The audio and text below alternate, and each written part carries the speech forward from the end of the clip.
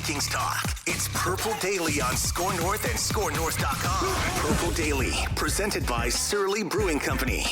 Football is so different because you have so many practices before your first game that we're just ready. And they're ready. Every team in the NFL, I'm sure the teams are playing tonight, they're ready to go. Just ready to play real football again, get in a rhythm, start competing for real. Obviously practice is great, competing in practice and all that is great, but there's just nothing like playing NFL football games. So I know the fans are excited, and we're excited to just get out there. That's a sweet hooded sweatshirt. It's the new combination with the Vikings and Unreal. I think like all of their stuff sold out within like an hour. Like they did a flash sale, I think, last week. Some Vikings fans got some stuff. Yeah, it's pretty neat stuff. Was that that hat that Adam Thielen was wearing? Is that an Adam Thielen logo? Yeah, it's AT. Yeah. Okay. Yeah. Yep. So how come? So some players, like coaches, have to wear league issued stuff, don't they? Mm-hmm. Like this is the hat you're supposed to wear this week, but like Adam Thielen can just kind of wear whatever he wants, or how does that work? I thought they got fined for that because didn't. Oh, you know what it is? After games. Okay. I think you have to wear it after games, but that's why Favre would wear that terribly stained golf hat. Yeah, I love there's that. like Press just a crappy Nike golf hat. But I think post game he had to wear a Vikings cap. Okay. Yeah, Brett Favre always looked like he hadn't showered in about a week and a half. And now he's in some legal hot water down in Mississippi. I'm shocked by this. Apparently they've ushered him millions of dollars for speeches that he never gave. Yeah, that's a problem. Very questionable. But we'll always have the 2009 Magic Carpet Ride. All right, boys. Tomorrow is the day the season officially begins. Vikings Vent Line. You can find it right after the game exclusively on the Purple Daily YouTube channel, the most fan-friendly, interactive show in all of Minnesota sports, maybe on the planet, where we turn the show over to you guys, the fans, to celebrate or rant, whatever it is, and then we will guide. We'll have takes as well after the game. But Purple Daily YouTube channel, check it out, and then on demand on the Purple Daily podcast as well. But every week during the season, we did this last year, we take a market view of the upcoming game, and in some cases, the big picture, sort of futures and win projections and playoff odds. So we have a combination of both here on this Purple Props edition of Purple Daily. Let's start here, boys. Presented by our friends, by the way, I should mention, at TCL. TCL is one of the world's best-selling consumer electronics brands, and you can find TVs that deliver the most entertainment with stunning resolution, all at an affordable cost at TCL.com. Enjoy more of the things you love with TCL. Also, shout out to Surly for presenting Purple Daily on a regular basis. But let's start with long view stuff here. I'm getting these from Action Network. Action Network consensus among all of the sports books have the Vikings over-under at 9.5 wins. What are your thoughts on that? It's gone up, right? I think the consensus, it's gone up for sure from 9, maybe from 8.5 going back to the draft. Yeah, I think it's a very realistic, fair expectation. And my guess is it changed because people saw 8.5 at some point and thought, okay, hold on a second here. If this team is as different, and again, they have a lot of good players back, right? A lot of good starters back. If this team is going to be as different as we're being told, then the over makes sense. The only thing that I will question is this. Vegas is so historically spot on. I'm not going to say, 8.5 was stupid. I would say 9.5 is fair. I think I have the Vikings on 10 wins now. But does it give me cause for pause a little bit that Vegas started it and it got moved from potentially 8.5 or 9? Absolutely. Just because I never dismiss what they set as the initial number. Yes. So why is it moving is the question. And I think it's a combination of a couple things. I think Packer stock has continued to fall a little bit because they never really replaced Devontae Adams. Aaron Rodgers I think the perception of Rodgers is that, again, he's just like out on this weird offseason venture, and he doesn't have anyone that he can rely on along the wide receiver corp. So the Packer stock is falling a little bit between 6 months ago and now. And I think with all of the Kevin O'Connell positivity and all of these stories that draw a line between what Mike Zimmer wasn't and what Kevin O'Connell is, the Vikings haven't had any injuries. So I can see why this line has moved in the direction that it has. but it feels right. It feels like they should be a 10 or 11 win team. Their home schedule is, they got the Jets, the Giants, the Lions, the Bears at home. Their home schedule is very manageable.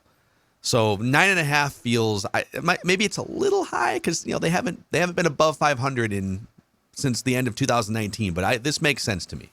Well, and Vegas is also then daring people to take 10 wins. I mean, that's also what they're trying to do here. They want to push people to, hey, you actually are buying the Vikings? All right, make it at 10 wins. Because if it's 9, obviously, then it's going to be under it. So they are actually daring the people to make them a double-digit win team. And the Vikings should be 10 wins. They should be able to do it. 9 home games, 7 road games, 1 neutral site. It makes sense to piecemeal to 10, but Vegas is also looking at it saying, hey, if you think so, put your money where your mouth is, make it 10 wins. The odds to win the Super Bowl, consensus among all sports books. The Vikings are 40-1 to win the Super Bowl, which is 14th. The Bills are number 1. I think they're like 5-1 right now or something. That's just ridiculous. So high. So that moved after last night too. So do you think the Vikings win the Super Bowl once in 40 tries? Yeah, that's probably accurate. And do I like this team to win a Super Bowl? Absolutely not. I think it's going to be improved. I think it's very well going to be on the right path. But no, I don't like them to win a Super Bowl. But if you were to play it out 40 times, I think they could win one. Mm-hmm. So I think that's an incredibly fair number. I don't think it's one that predicts doom and gloom, but I wouldn't put it much above that. Yeah, it seems right. It's always funny when just Vikings Super Bowl odds come out because it's just, 1 in 40 tries. You haven't won one in 55, 60 years. So why would it be 1 in 40? But I think the NFC it's not as stranglehold. Like the AFC is packed. The Bills should be good. The Chiefs will be good. There's a lot of good teams in the AFC that could surprise. The NFC, in my opinion, is still it's up for grabs. There's not a one team that's standing alone saying, fight us. We are the best team in the NFC. It's a dogfight all around. Yeah, I think they do this is interesting because the NFC is pretty wide open. They probably do win the Super Bowl if you run this season 40 times once. Yep. I don't think it's 3 times or 4 times. And they're sitting at 14th as kind of a fringe playoff team, which puts them around 10 wins. So this all kind of makes sense. Let's go to some of the projection websites here. Football Outsiders has them at 9.7 wins on average as they simulate the season with a 5% chance to win the Super Bowl. So I guess a 1 in 40 when it comes to the sports books would be like a 2.5% chance to win the Super Bowl. Yep. 538.com just came out with their full 2022 NFL projections. They have the Vikings at 9 wins, a 55% chance to make the playoffs, a 29% chance to win the division, and a 3% chance to win the Super Bowl. Let's go to those percentages. 55%, so like a coin flip to make the playoffs. Yep, agreed. 1 in 3 to win the division, and 3% to win the Super Bowl. The Bills have by far the highest Super Bowl chances at 16% chance to win the Super Bowl. Can I ask a question about the Bills? And look, I think they're good. I think they're really good. I think their QB is damn good. All of that being said, are we dismissing the Chiefs completely? Because you got to go through the Chiefs to get there. I find it intriguing because the AFC has some top-end, upper echelon, very good teams. I find the Bills I get it, but I also think, and if you put the Bills in this conference, I would really get it, but I don't know that they get there. But the Chiefs, think about this though. This is all part of it. The Bills basically have the same situation that the Patriots had for almost 20 years in that division, and that the Jets are crappy, the Dolphins are competitive, the Patriots are average. Mm-hmm. There's not any other elite quarterbacks. The Bills are just clearly the best team in their own division. Yes. I'm not saying they're going to go 6-0 in the division, but they have a much easier path to just win their division, probably rack up a couple extra wins on their overall schedule. The Chiefs, even if the Chiefs are as good as the Bills, and I think the Bills are better than the Chiefs play in the most impossible division in the entire league. And so even if they're good, it might be a grind just to get to 10 or 11 wins. The Chiefs might have to play extra road games in the playoffs just to get to the Super Bowl. So I wouldn't dismiss the path. Plus, the Chiefs lost one of their best offensive playmakers, and they're trying to figure out what that looks like. So it's not totally shocking to me that the Bills stock has gone up and the Chiefs stock has leveled or gone down until the Chiefs prove it. But give me 6 games against the Jets, the Dolphins, and the Patriots over 6 games against the Broncos, the Chargers, and the Raiders. Yes. Any season. Yep. What's the term though? Iron sharpens iron. Yeah, Is that the term? it does, unless you miss the playoffs because of all the Yeah, ironing. but what if the Bills don't? But what if the Bills don't? Or It didn't matter for the Chiefs Patriots don't, for all those years. or the Chiefs don't, and then the Bills go like run through their division, and now they're in the playoffs, and things look great, and then no, they get upset. I'm a little surprised. Again, Vegas, brilliant. So I'm just a little surprised. This is not like a critique. 29% feels low for the Vikings to win the division. So the Packers have the 3rd best Super Bowl odds, 8% chance to win the Super Bowl, and a 53% chance to win the division. And I think part of the logic here, again, why would the Packers have the 3rd? But why would the Packers have a better chance to win the Super Bowl than the Chiefs or some of these other teams? Well, because they get 4 games against the Bears and the Lions in their own division, for one. So it's just the path. The NFC is wide open, but it feels like too far of a gap between the Packers and the Vikings on 538. So we'll see. We'll see starting Sunday. This could change drastically if the Vikings beat the Packers. Individual player odds here. Offensive player of the year. Justin Jefferson, 3rd best odds behind Jonathan Taylor, 9-1, Cooper Kupp, 10-1. JJ is 14-1. Dalvin Cook is 16th on this list at 31-1 to win Offensive Player of the Year. Well, let's go to a quarterback. There's quarterbacks. Yeah. Kirk is not in the top 16, though, for some reason. Okay. No, it usually goes to a non-quarterback. Oh, okay. I think Jonathan Taylor's going to get hurt at some point in time. So I feel like there's too much steam there. He plays such a volatile position. I think Jefferson's probably fair, and I could see him. I mean, Cooper Kupp is incredible still. Last night, I mean, his team wasn't good, and he's just incredible. That guy makes more. That guy is with all respect here, that guy is Thielen on steroids. Like, Thielen's really good. Cooper Kupp is just unbelievable. But yeah, I think that's fair, and I think that Jefferson is potentially sitting on a huge year. So if he won this award, it wouldn't surprise me at all. I think 14-1. I'm taking that for Justin Jefferson all day. Yeah, may as well. Wide receivers are just exploding too right now. Wouldn't shock me at all. Feels like a great investment. League MVP, we talked about this earlier in the week. I think on Mackey and Judd. Cousins has the 17th best odds. 40-1 is the consensus on Action Network. Mm-hmm. And then Defensive Player of the Year, Myles Garrett, TJ Watt, Aaron Donald, all tied at 7-1. They are the favorites. Danielle Hunter is 12th at 40-1. Yep. Zadarius Smith is 33rd at 75-1 for DPOY. Makes some sense. I think Hunter would be probably in the top 5 of that list if he wasn't coming off having played in something like 7 games over the past 2 years. But because he is, it drops him down. That being said, if Danielle Hunter rebounds and is a semblance of the player that he was even in the first, I think it was 7 games last year before he got hurt against Dallas, he's got a shot. Like in this defense, if that guy's going to consistently move around now in a 3-4 scheme and line up over centers and guards, he might be damn near unstoppable. So I think that's a good bet, because I think the bet is he going to be healthy the entire season? And from what I saw in training camp, he looks really good. Yeah. So I would take that. I would take that bet. Zadarius Smith scares me because he's coming off a back. That scares me way more. Yeah. Hunter, I mean, again, you flip this around, so he's 40-1. He was one of the best defensive players in the league 2 years ago, and he's still in his prime. And so if it's a fully realized version of Danielle Hunter, does he win DPOY once in 40 tries? Absolutely. So this feels like a good value there. NFL Coach of the Year from Vegas Insider, Brandon Staley, Chargers, is the lead dog here at 14-1. And then there's 5 guys tied for second here at 16-1. Brian Dable, Nathaniel Hackett, Mike McDaniel, Dan Campbell, and Kevin O'Connell. Staley's kind of a buffoon to me. He has buffoonery to him. He's not really a buffoon, but he does go for it. He's not at all a buffoon. He's literally from the Sean McVay coaching tree.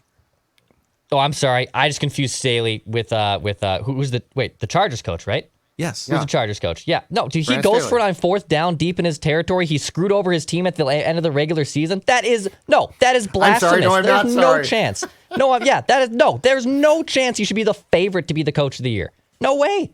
Well, I don't think he's the best coach, but if the Chargers make a step forward, which they are projected to, Justin then, Herbert. Yeah. That's good. Yeah, People rag on him because he's aggressive on fourth down. That's the thing. And I love that, but I just don't think he should be number one. That seems extremely high.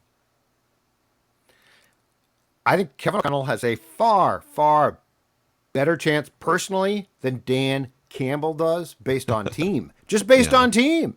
Well, Campbell might be able to win it even if they don't make the playoffs. Well, like if they Hard win Knocks. 8 games or something. That's Hard true. Knocks has helped his That's case true. too. Yeah, for That's sure. true. Hard Knocks has helped his case. But with what the Vikings kept, O'Connell does step into a potential situation where he definitely could contend. Absolutely. Like he's been talked about a ton, but I get why. They're not trying to tear things down. They brought Kirk back. If he maximizes Kirk alone, so like let's just say that he finally is the guy to take Kirk and mold him, and this team makes the playoffs. Perhaps they win a playoff game, but because it's a regular season award, I could see it. Because I think O'Connell's going to be judged largely by what Kirk does, and probably rightfully so. Yeah. No, it's an interesting list here. I would actually, and I didn't go all the way down, but I think Doug Peterson has a lot of potential because if the Jaguars I agree. jump up in kind of a bad division and win like 8 or 9 games, I could see that for sure. All right, before we get to our Vikings-Packers game, we'll give you some inside information here on what Action Network is saying and some other platforms, and we'll make the official pick. If you have the itch to potentially make a couple bucks, our friends at Underdog can be a facilitator of that. Absolutely. You can make some prop bets right now on Underdog Fantasy. Let's highlight some prop bets from over yesterday in the NFL season kicking off. My guy it's Jared, I believe, right? Yeah, Jared won this slip here. Made 4 picks, won $120. And he had the insurance mode on. So, I mean, he only needed 4 out of the 5 to hit. He got it with Stafford, Cooper Kupp, Stephon Diggs, Josh Allen. Nice little payout for him.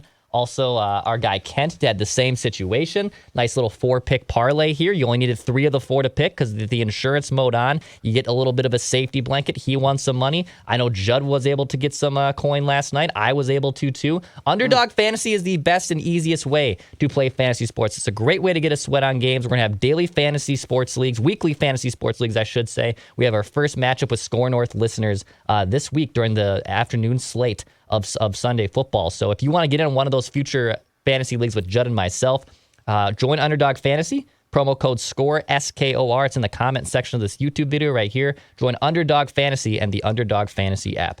Hey, if you're hopeless and helpless at home, who can you call? Let's see here. If I was to have a problem in my house, especially electrical, I would call my friends at Finch Home Solutions. My friend Cody, big Vikings fan. I guarantee you, he'll be watching the game on Sunday. But Cody's job is to do things that, for instance, Judd Zolgate can't do. That means if there is a problem electronically in my house, faulty outlets, flickering lights, installing or repairing electrical panels, Cody and my friends at Finch Home Solutions can do exactly that. And right now, Finch is offering a free home safety inspection to all Purple Daily fans. I said that right. Free home safety inspection. So if you got a problem and you're like, I don't know if I want to pay for this, Finch will come to your house and for free, we'll check it out. 612-357-2604 or finchhomesolutions.com.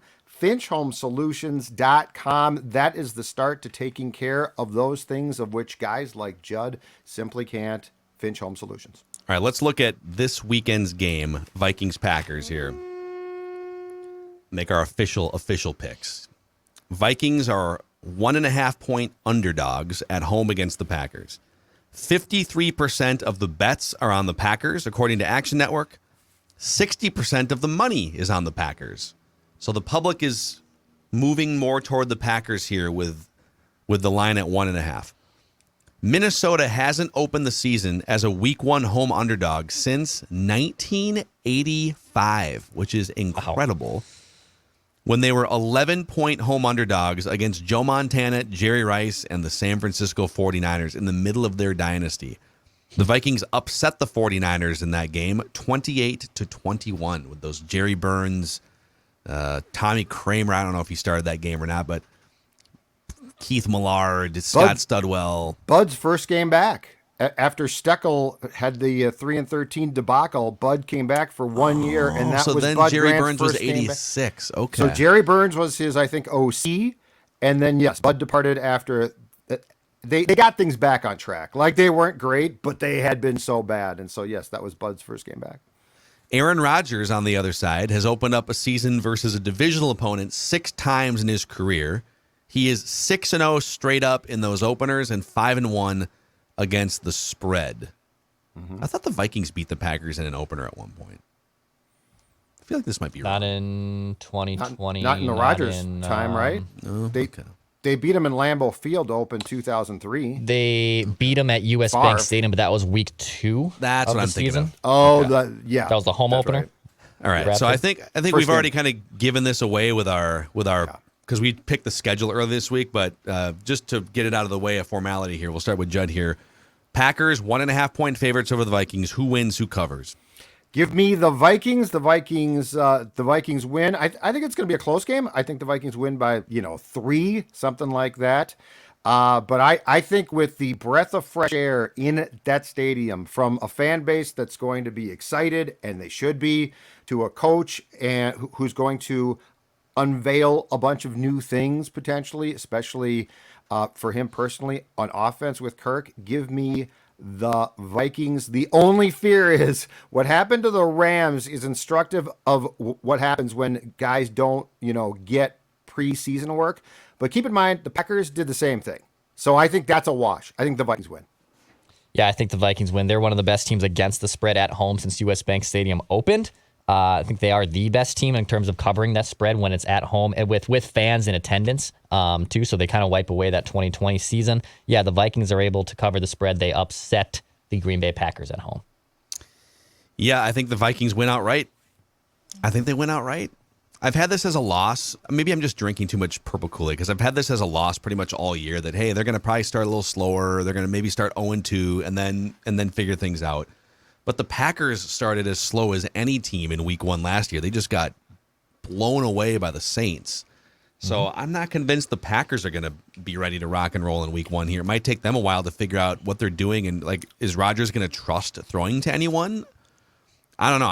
It feels like the Vikings are going to have some good momentum here going into this game with all the offseason positivity. So I think they win. I think it's like 27-21 kind of a situation, which puts it over. Do you guys think just real quick, over under 47 total points? Over. I have it under. Ooh. Yeah, I think I have to write that down that it was going to be under 2 weeks ago. I think it's going to be under. I think they'll win, but I think it'll be under. I think Vikings it's might about struggle 49, 48, 40. Okay. Yeah. We'll see. Yeah, I mean, it's hard to know. I We think they didn't score see the points. number 1 offense in the preseason, so we can only go off of sort of practice observations. But there you have it. So those are your picks here. We all have the Vikings winning, which means it's a kiss of death. But the good news is even if the Vikings lose, you can lose weight. Oh, I see what you did there. Yeah.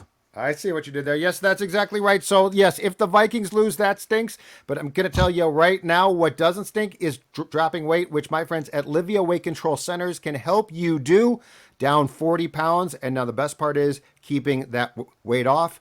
Dawn came to me and said, "You've lost weight. I'd like to too." She's down 16 pounds now. Ladies and gentlemen, this works. And the best part is you can maintain the weight loss. This is not a diet. This is a weight control center with dietitians and nutritionists who can help you. And now have I got an offer for you. 8 weeks for free. So your first 8 weeks, imagine all the weight that you can get a head start on dropping, and it's absolutely free. It's as simple as calling 855-GO LIVEA or going on the web to Livia, LIVEA.com in person or virtual consultations. Livia.com is where you can start a weight loss journey that's going to make you very happy. All right, that's a wrap for Purple Props here.